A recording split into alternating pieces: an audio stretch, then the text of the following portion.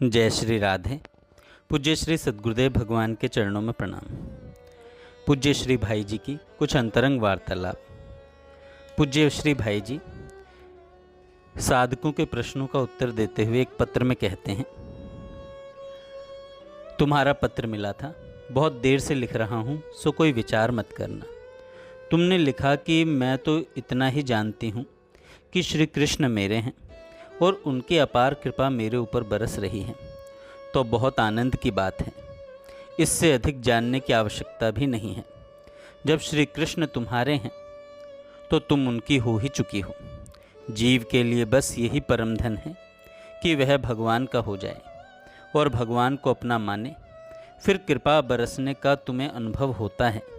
इससे अधिक और क्या चाहिए। नाम जप की चेष्टा करती हो सो बड़े आनंद की बात है। नाम जप प्रेम पूर्वक होना चाहिए। श्री चैतन्य महाप्रभु ने कहा है, हे कृष्ण, वह दिन कब आएगा, कब होगा जब आपका नाम लेते ही मेरे नेत्रों से आंसुओं की धार बह चलेगी, वाणी गदगद होकर गला रुंध जाएगा और शरीर रोमांचित हो जाएगा। ऐसा न हो तो जैसे भी हो नाम जप होते रहना चाहिए। तुम्हारा स्वास्थ्य अच्छा होगा, मेरा स्वास्थ्य ठीक है। वैशाख तक गोरखपुर जाने का विचार है। अगले पत्र में पूज्य भाई जी कहते हैं, तुम सत्संग की बातें सुनती हो सो बहुत उत्तम बात है। तुम्हारी इच्छा ब्रजलीला में मन लगाने की है, सो ऐसी इच्छा सौभाग्य से प्राप्त होती है। मन लगाना मेरे हाथ की बात नहीं है। मैं तो कई साधकों के मन लगाना चाहता हूँ, पर नहीं लगता। पर भगवान की कृपा से ही होता है।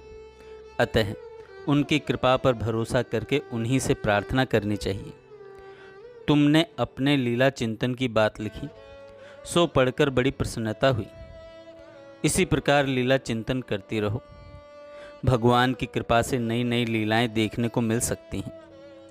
अपने आप को भगवान के समर्पण कर देना, नित्य निरंतर उनके नाम रूप लीला चिंतन करने की चेष्टा करना, इंद्रियों के भोगों से आसक्ति हटा लेना, भगवान की कृपा में विश्वास करना ही, भगवान की लीला दर्शन के लिए भगवान से विश्वास पूर्वक प्रार्थना करना, ये ही प्रेम के परम साधन हैं।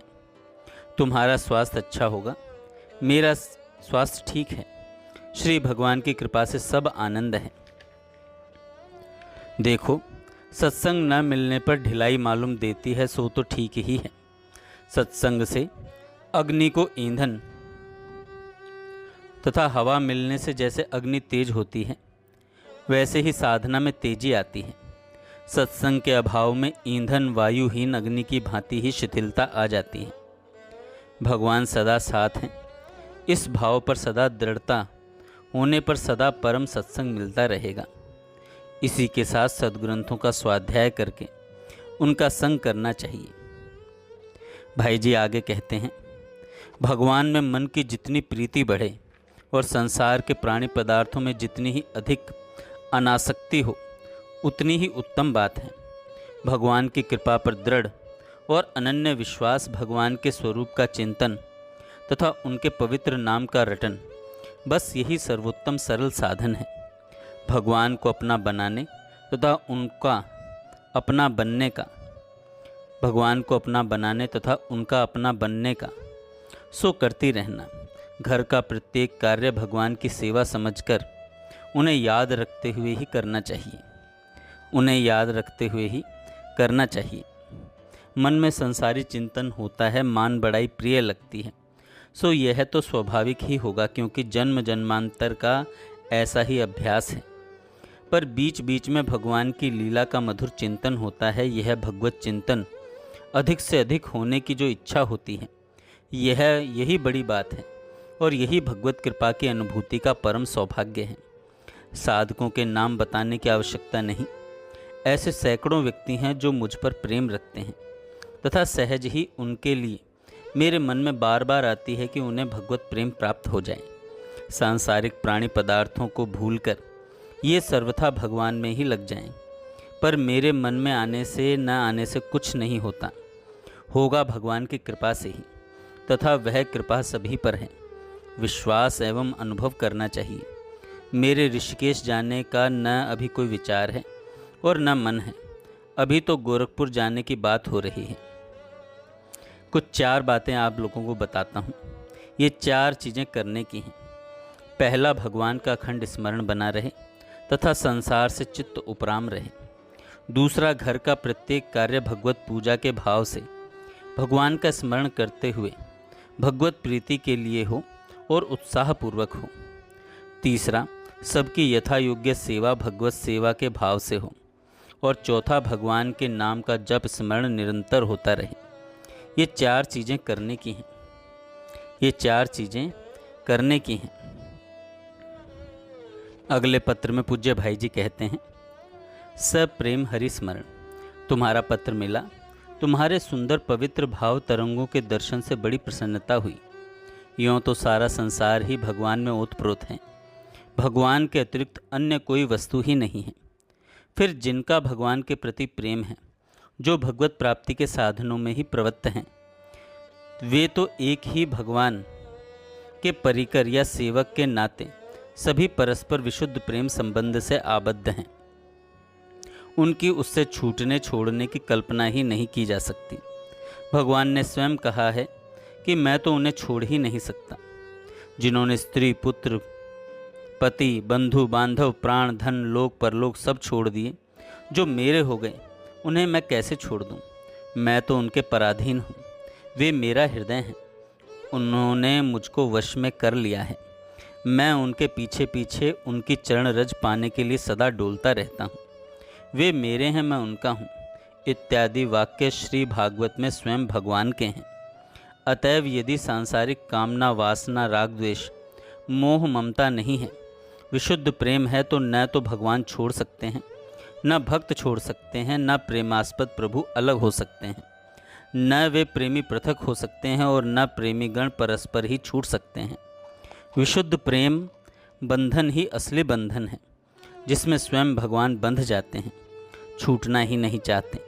नित्य मुक्त स्वरूप नित्य बंधन में रहना चाहते हैं। हाँ, संबंध होना चाहिए केवल विशुद्ध प्रेम का। तुम्हारे पत्र में जो सुंदर सुकोमल मधुर भाव हैं, आत्मीयता है, बड़ी सुंदर बात है। डैश से जो परस्पर तुम्हारी भगवत चर्चा होती है, वह सभी बहुत ही आनंदप्रद तथा पवित्र है।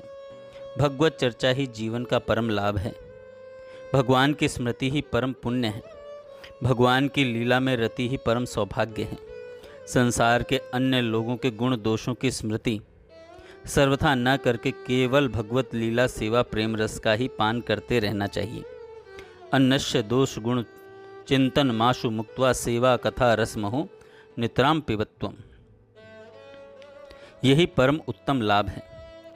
सदा प्रसन्न रहना, भगवत भाव, भगवत स्मृति, भगवान की सन्निधि की अनुभूति को खूब खूब बढ़ाते रहना, खूब खूब बढ़ाते रहना।